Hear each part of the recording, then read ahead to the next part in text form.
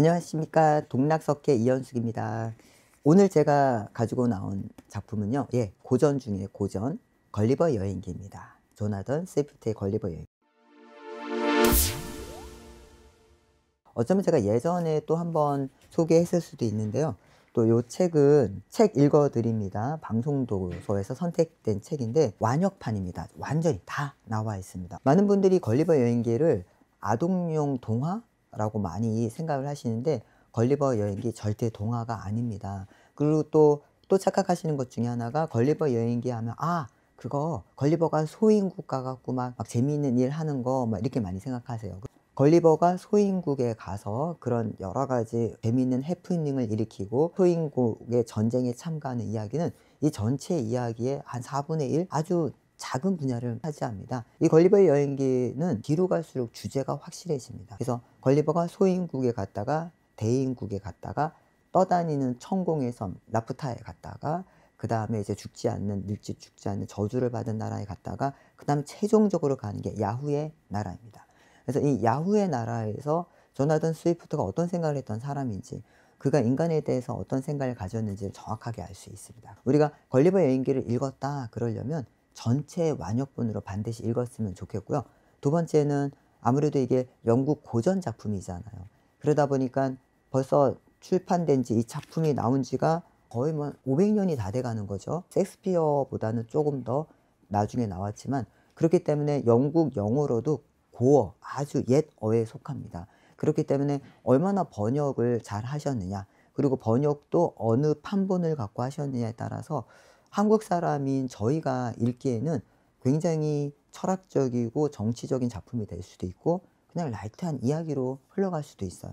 이번에 더 스토리에서 나온 책은 번역도 아주 중립적으로 잘 되어 있고요. 내용 전체가 완역본으로 잘 실려 있습니다. 이 분이 조나던 스위프트입니다. 조나던 스위프트는 1667년에 태어나서 1745년에 사망하십니다. 대표적인 풍자 작가예요. 영국 국교회의 신부이자 정치 평론가, 아일랜드의 수도 더블린에서 유복자로 태어났습니다. 백부의 후원으로 트리니티 칼리지를 졸업한 후에 은퇴한 외교관이자 정치인이던 윌리엄 템플경의 비서로 일하며 그 집에 기과였습니다. 자, 이때 통이야기, 책들의 전쟁, 영혼의 기계적 조작에 관한 담론 등 3부작을 써서 1704년에 발표하셨고요. 그리고 1710년부터 집권 토리당에 몸담기 시작해서 더블린의 성 패트릭 성당 사제장으로 임명되었는데, 이듬해 앤 여왕의 서거로 토리당이 몰락하고 정적인 휘그당이 득세하는 정치적 이해관계 속에서 주교 승진의 꿈을 접으셨다고 합니다. 이후 아일랜드에 계속 머물면서 영국 식민지였던 당대 참상에 분개하는 글을 많이 썼어요. 이분이 쓴 글 중에 이런 글이 있습니다. 멋진 제안이라는 글인데, 아일랜드가 기근에 빠져서 사람들이 거리에서 죽어가는 모습을 보고 너무 슬퍼서 영국 국회에 이런 편지 글을 씁니다. 새로운 사업이 있다. 아일랜드의 아이들이다. 아일랜드는 여성들이 결혼 전에도 아이를 임신한다. 그렇게 해서 아이를 낳으면 그 아이를 딱 한 3, 4개월만 키우면은 한 파티에서 여러 명이 먹기에 딱 적당한 크기가 된다. 그러니까 아이를 잘 키워서 먹는, 인육을 하는 그 사업이 어떻겠느냐, 이런 정말 충격적인 그런 편지를 쓰는데, 그게 반어적으로 얘기하면 아일랜드 아이들이나 아일랜드 사람들이 어차피 제대로 먹지 못하고 영양을 섭취 못하고 사망해 가느니, 그렇게 죽느니 너희가 먹는 게 낫지 않느냐. 너희는 아일랜드 사람들을 죽이고 있다. 잡아서 먹어서 죽이는 것과 그들을 통치적으로 식민 지배하면서 그들에게 식량을 나눠주지 않아서 죽는 것과 뭐가 다르냐라는 비난의 의미가 담긴 그런 편지까지 쓰셨던, 아일랜드에 대한 사랑이 넘치시고 또 영국의 식민 정책에 대해서 반대하셨던 분입니다.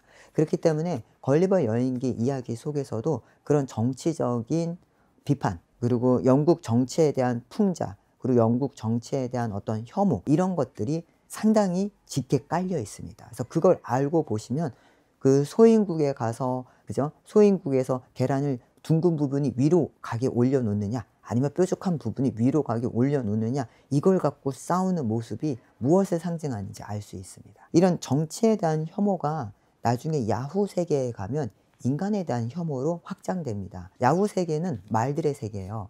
거기서는 말들이 굉장히 지성입니다.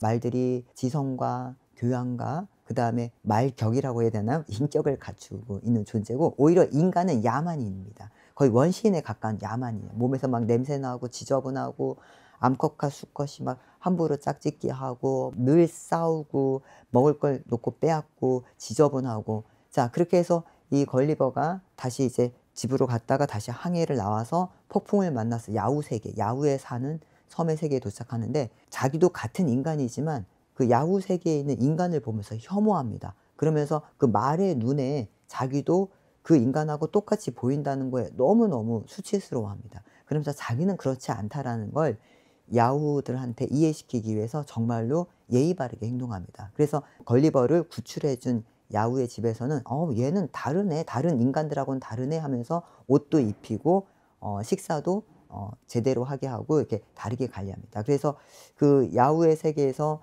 이 걸리버가 인간보다 말이 훨씬 말이 훨씬 뭐랄까 생존해야 되고 지구를 지배할 만한 가치가 있는 존재야 하면서 완전히 말을 사랑하게 됩니다. 그런데 어떻게 해서 다시 인간 세계로 돌아와요. 그래서 걸리버 여행기의 마지막 부분 보면 참 불행한데 걸리버가 이제 인간 세계로 다시 돌아왔을 때 그 인간의 냄새를 못 참아합니다. 인간한테서 다 어떤 냄새가 나오는 거예요? 야후 세계에서 봤던 야만인의 인간 냄새가 납니다. 그래서 같은 인간하고 식사도 못하고 대화조차 못합니다. 그러면서 굉장히 불행하게 야후 세계를 동경하고 다시 말들이 사는 그 세계로 돌아가고 싶다 생각하면서 결국은 불행한 죽음을 맞이합니다. 가족들하고도 제대로 소통할 수 없고 이 걸리버 여행기의 마지막에 어떤 걸리버의 비극적인 장면을 보면 조나단 스위프트가 인간에 대해서 얼마나 실망했고 인간에 대해서 얼마나 기대에 못 미치는 인간들의 현실, 정치 세계, 경제 세계, 욕망, 인간들의 삶에 대해서 실망했는지를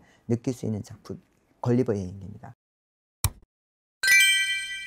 이 책 보시면 이렇게 챕터가 나눠져 있는 게 느껴져요. 이렇게 총 4개 챕터로 나뉘어져 있습니다. 그래서 우리가 아는 소인국, 거인국, 그 다음에 천공의 섬, 나프타, 마지막 야후 세계까지.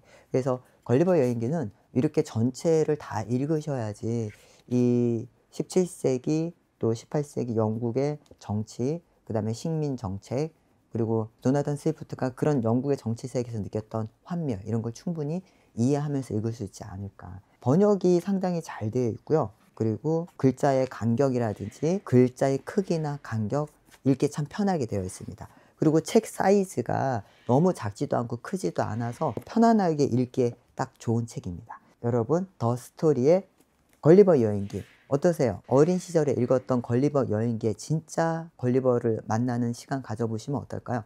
살짝 어려울 수도 있지만 편안한 마음으로 한번 읽어보십시오. 정말 고전 중에 고전, 강력하게 추천드리는 책입니다. 걸리버 여행기에 대한 소개가 도움이 되셨다면 좋아요와 구독 부탁드립니다. 지금까지 동락석회 이현숙입니다.